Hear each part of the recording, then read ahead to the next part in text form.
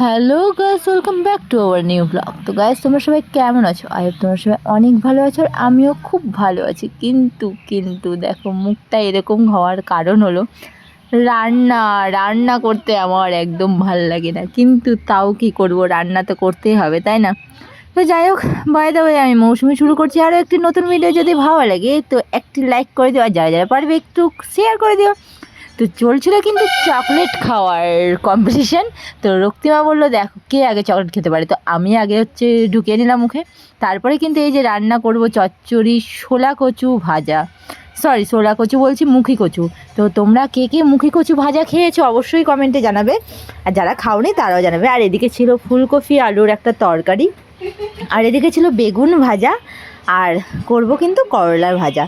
তো করলা ভাজার মধ্যে আমি আলু দিইনি, কারণ ওই দিন রান্নাটা হয়েছিল একসাথে, আর দাদা ভাই যেহেতু সুগার, তাই করলা ভাজাতে আলু দিইনি। তো তারপরে কিন্তু কথা বলতে বলতে রান্না কিন্তু আমার হয়ে গিয়েছিল। তো আর পরে ভিডিও করতে পারিনি দেখে, রান্না হয়ে যাওয়ার পরে তোমাদেরকে ভিডিওটা করে দিয়েছিলাম। আর কি হয়েছে বলো তো, বাড়িতে তো সামনে পুজো, মানে আমাদের বাড়ির পুজো দেখতে দেখতে একটা বছর আর কি পার হয়ে গেল, কিভাবে বলাই হলো না। হ্যাঁ, তো এই যে সব রান্না টান্না হয়ে গেলে পরে আমি আর দিদিভাই কিন্তু কাজ করতে শুরু করে দিলাম। আর কি বাড়ির অনেক কাজই থাকে, যেমন পুজোর আগে ঘর বাড়ি মোছা কাচা, কাপড় টাপড় কাচা। তো আমি কিন্তু এই যে রং করার পরে কি হয় বলো তো, রং করার পরে না এই যে ওয়ালের আর কি ধুলাগুলো আর কি উঠে যায়। তো আমি এগুলো মুছে নিচ্ছিলাম, কারণ এই বছরে মানে একটা দিন আর কি এইভাবে না মুছলে পরে হয় না, কারণ সব কিছু একদম ধোয়া মোছা পরিষ্কার করতে হয়। আর বাড়ির পুজো হলে পরে একটা অন্যরকমই ইয়ে থাকে, কাজের চাপটা কি বেশি পড়ে যায়। তো আমি দেখো পাট করে কিন্তু সব আর কি ভালোভাবে মুছে নিলাম। মুছে নিয়ে কিন্তু ঘর বাড়ি একবারে ভালোভাবে পরিষ্কার করে মুছে নিচ্ছি। আর পুজো কিন্তু এই আমাদের সামনে অমাবস্যায়, তো সবার নিমন্ত্রণ রইলো।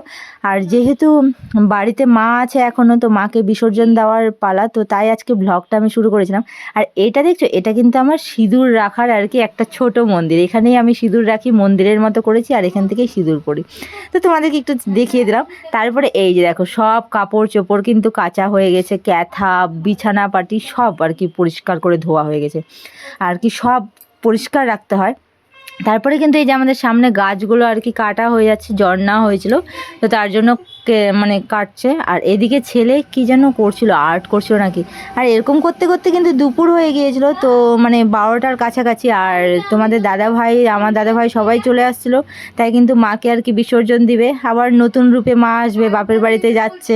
তো এই যে ছেলে কিন্তু এই মায়ের চোখের মধ্যে আর কি সোনার চোখটা যে ছিল, সোনার চোখটা আর কি খুলে নেওয়ার জন্য বলছিল। তারপরে কিন্তু খুলে নেওয়া হলে কিন্তু এই যে মাকে কিন্তু আমরা বিসর্জন দেওয়ার জন্য কিন্তু ভ্যানে উঠায় নেওয়া হলো। তারপরে কিন্তু নিয়ে চলে যাবে একদম আমাদের এখানে থানার কাছে বিসর্জন ঘাট আছে ওখানে।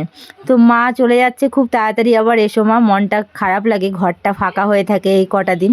তো কি করা যাবে, যাই হোক বিসর্জন তো দিতেই হবে, তাই না? মাকে তো পাঠাতেই হবে, আবার নতুন রূপে আসবে। আর তারপরে কিন্তু মাকে নিয়ে চলে যাওয়ার পরে কিছুক্ষণ পরে তোমাদের দাদাভাইরা চলে আসছিলো। আর আমরা কিন্তু এদিকে আরও যে কাজটা ছিল, স্নান টান করে নিয়ে কিন্তু রেডি হয়েছিলাম। আর তারপরে আর করা হয়নি খাওয়া দাওয়ার ভিডিও। সন্ধ্যাবেলা একদম আমার শাখাগুলো বাড়ি গেছিলো আর কি, শাখা।